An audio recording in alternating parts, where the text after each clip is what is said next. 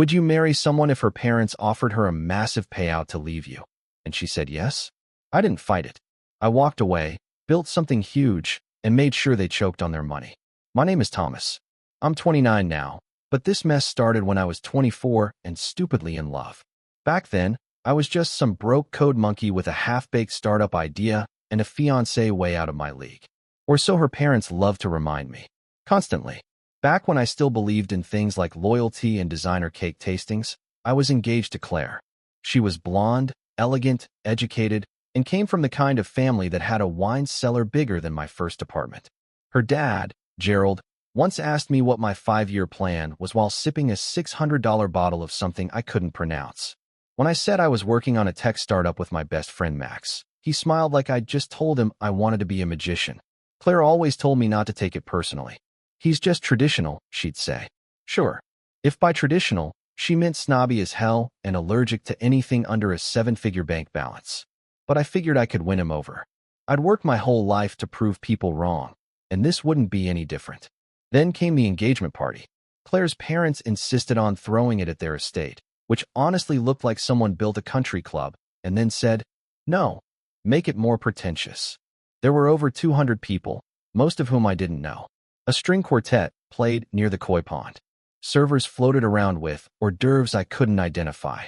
It felt less like a celebration and more like a silent auction where I was the unapproved item up for bid. Still, I tried to make the best of it. I smiled, thanked strangers for congratulating us, and ignored the not-so-subtle comments from Victoria, Claire's mother, about how money isn't everything, but it sure helps. Gerald gave a toast where he called Claire our little princess and described me as a charming young man who loves her very much. Translation, not what we wanted, but this is what she picked. Then Claire clinked her champagne glass. Everyone turned to her, expecting some sappy speech about love and the future. I expected it too, but instead, she smiled and said, actually, I've decided to call off the wedding. Just like that. No emotion. No warning. She didn't look at me. She didn't even flinch. The crowd gasped. People started whispering, and I stood there holding a flute of champagne like a complete asshole. I didn't say a word. Couldn't really. My throat closed up, and my stomach dropped like I'd been pushed off a cliff. Gerald was the first to move. He gave Claire a firm nod, then turned to me and said, we'll give you some space. Space. Right. Because that's what you need after your fiancé detonates your future in front of 200 people and a goddamn string quartet. I left without saying goodbye to anyone. Max found me later that night sitting on the floor of my apartment, still wearing the same blazer. He didn't ask questions, just handed me a beer and sat down beside me. For the next week, Claire ignored every call and message. Her number eventually stopped working. No explanation. No closure. Just radio silence. Victoria sent me a polite email saying, we wish you well in your future endeavors. Like I was an intern, they decided not to hire. People always say time heals. It doesn't. It just makes the hurt quieter. At first, I felt pathetic, like maybe I really wasn't good enough. Maybe Gerald had been right. I replayed that party in my head 100 times. The clink of the glass. The way she didn't even look at me. And then I got mad. Not just at Claire, but at the whole circus act they'd roped me into. The way they judged me for working hard instead of inheriting trust funds. The way they paraded me around like some pet project before tossing me out like garbage when I didn't fit the brand. You'd think the story ends there. Humiliated guy gets dumped by rich girl, fades into obscurity. But if there's one thing people like Gerald never seem to understand, it's that some of us don't stay down. I didn't know how yet, or when, but I decided right then that I wasn't just going to move on. I was going to make them regret everything. Every smug glance. Every fake smile. Every time they laughed behind my back. Because the thing about getting publicly humiliated is, it's fuel. And once you light that match, you better be damn sure I don't come back with fire. After the shit show at the party, I basically fell off the map. I ghosted group chats, ignored my mom's voicemails, and stopped showing up to anything that wasn't my job or Max's couch. I was in a haze, sleeping weird hours, living on takeout, and trying not to think about Claire. That part didn't work. Max, to his credit, didn't push. He just let me mope in silence, occasionally sliding a whiskey glass into my hand and changing the subject when my eyes got glassy. Every time someone mentioned the party, I crack a joke about getting dumped with free catering. Dry humor. My one working defense mechanism. But the worst part? I still didn't know why. No breakup text. No explanation. Just a public grenade lobbed into my life. And the more time passed, the more that not knowing dug into me like splinters. I kept asking myself what I did wrong. Was it the startup? The money thing? Did I say something? Was I that clueless? Then, about a month after the party, Amelia showed up at Max's apartment. Amelia was Claire's cousin, the cool one. Didn't take herself too seriously, didn't buy into the family's delusions of grandeur. We'd always gotten along, mostly by making fun of rich people's nonsense from a safe distance. She walked in holding a bottle of whiskey and a look that said, "You're going to want to sit down." Which, to be fair, I already was. In the same sweatpants I'd worn for 3 days. She poured a glass and handed it to me like she was administering medicine. Then she dropped the hammer. "They paid her to dump you," she said. I blinked. What? Gerald and Victoria. Paid her. Like cash. To end the engagement. My brain didn't catch up fast enough. That's a joke, right? She shook her head and pulled out her phone. "I'm only telling you this because it's messed up, and you deserve to know." She showed me a screenshot. A wire transfer. 50 grand. From Gerald's personal account. Labeled settlement. I stared at the screen like it was written in another language. Part of me still didn't believe it. She took the money? I asked finally. Amelia didn't say anything. She didn't have to. That night broke something in me. I wasn't crying. I wasn't yelling. I was just hollow. Like someone reached in and unplugged all the emotional wires at once. Claire didn't just leave me. She sold me off like a used car she didn't feel like returning. It would have hurt less if she'd just said she didn't love me anymore. But no, she traded me for a fucking check. I didn't sleep that night. I stared at the ceiling until sunrise, thinking about every dinner where Gerald smiled like a vulture, every time Claire told me they'll come around, every fake laugh Victoria forced at my jokes. All of it was bullshit. When Max woke up, I was already dressed and drinking bad coffee. He looked at me and said, "You okay?" I said, "Let's build that stupid app." He blinked. "Seriously?" "Dead serious." He raised an eyebrow. "You sure you're not making a spiteful decision right now?" "Damn straight I am." I wasn't building a company anymore. I was building ammo. They thought I was disposable? Fine. Let's see how disposable I look in 5 years. Let's see how much I'm worth when I'm not the broke guy at the party, but the guy throwing his own parties. The guy who doesn't need their approval. Or their daughter. Max didn't argue. He just grinned and said, "All right then. Let's burn some bridges." From that day forward, I went full psycho mode, but the productive kind. No distractions. No dating. No bullshit. Just caffeine, code, and a mental slideshow of Claire's smug smile as she dropped me in front of 100 people. That image was basically my version of a vision board. I wasn't aiming for success anymore. I was aiming for revenge with interest. Turning pain into purpose is easier said than done. I'd like to say I woke up the next morning with a clear plan, but that would be a goddamn lie. The first few weeks after deciding to build that stupid app felt like trying to sprint through quicksand. Every step forward was exhausting. Every little failure felt like a punch to the gut, and every time Claire's voice crept into my head, mocking me like the queen of assholes she'd become, I wanted to quit. But quitting wasn't on the menu.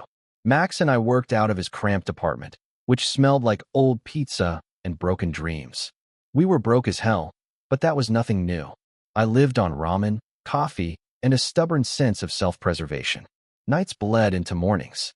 Coding, pitching, rewrites, endless rejections from investors who looked at my rough prototype like it was some kind of elaborate joke. "You really think anyone's going to bet on this? Who the hell even are you?" one investor asked, barely disguising his smirk. "Some asshole you'll regret passing on," I wanted to say. Instead, I nodded and kept my mouth shut. The startup world is a funny place, mostly full of vultures and empty promises, but I had my reasons to stick around. Claire had told me once that startups were a waste of time. "You should just find a stable job," she said, as if that was supposed to hurt. It didn't. It just pissed me off. Every late night, every bug fixed, every pitch perfected was a middle finger aimed right at her and her entitled family. After months of grinding, we finally launched our beta. It was rough as hell, buggy, slow, barely functional, but it was ours. Slowly, users started trickling in. Positive feedback was rare, but I felt like hitting the jackpot. Max and I celebrated like we'd won the lottery after the first 1,000 downloads. Angel investors finally took notice. A small but promising round of funding came through, followed by a Series A. I remember the first time I heard the words valuation and $1 million in the same sentence. It didn't sink in right away. Didn't feel real until my phone started buzzing nonstop with meeting requests, press interviews, and, most importantly, invites. Invites.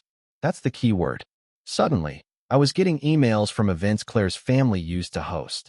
Charity galas where I was once an uninvited ghost, now wanted as a guest. That stung. A little. Okay, maybe a lot. But I didn't show it.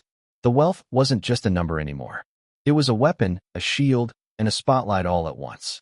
The same people who'd sneered at me were now nodding and smiling when I walked into rooms. And through it all, Claire was nowhere to be seen. She had disappeared like a ghost.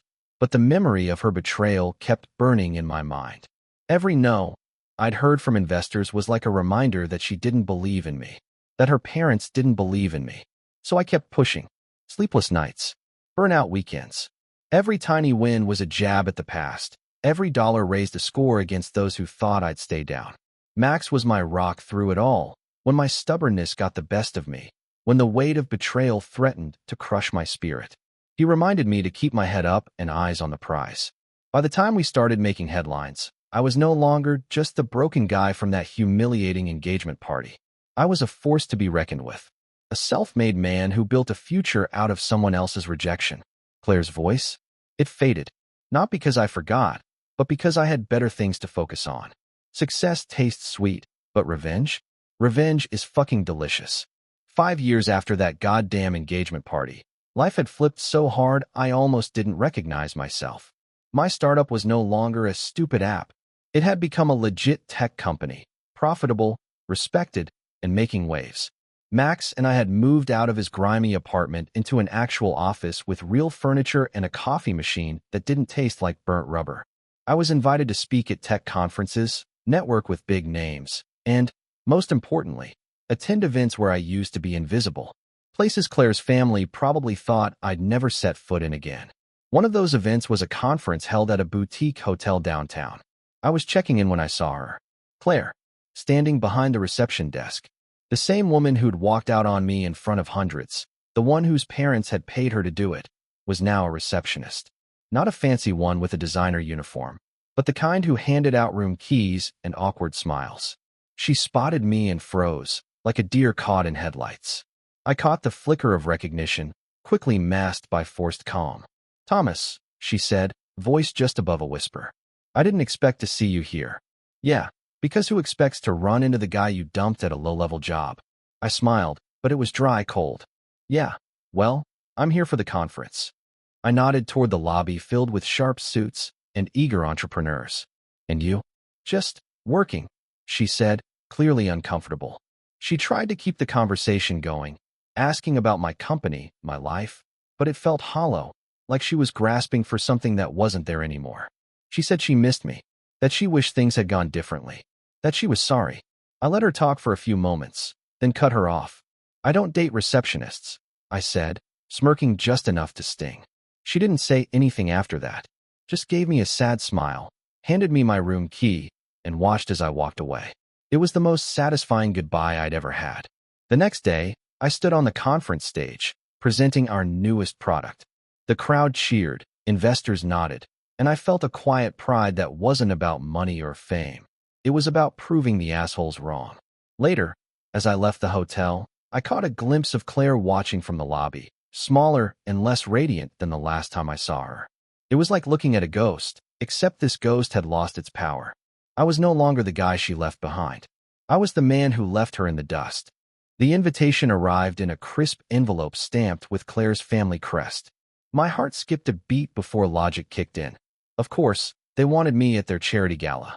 Not as a buried memory, but as their keynote speaker. That little twist made all the difference. I slipped into my best suit, tailored, but without any flashy accessories, and boarded the car that took me to the grand ballroom where I'd once been unwelcome. Stepping out onto the red carpet, I spotted Gerald and Victoria at the entrance. They wore smug expressions and held champagne flutes like scepters.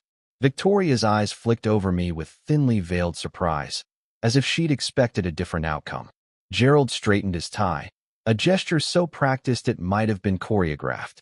They were the self-declared royalty of philanthropy. People who bought hospital wings and expected applause, then wondered why real impact seemed to elude them. Inside, the ballroom sparkled under chandeliers, and servers glided by balancing trays of hors d'oeuvres I could name this time. Truffle crostini, mini beef Wellington, and caviar-topped blinis. Not one of those bite-sized pretzels from the engagement party. I refused to linger on awkward indulgence. Instead, I greeted other guests, most of whom now recognized me from magazine covers and tech blogs. Some offered polite nods, others enthusiastic handshakes.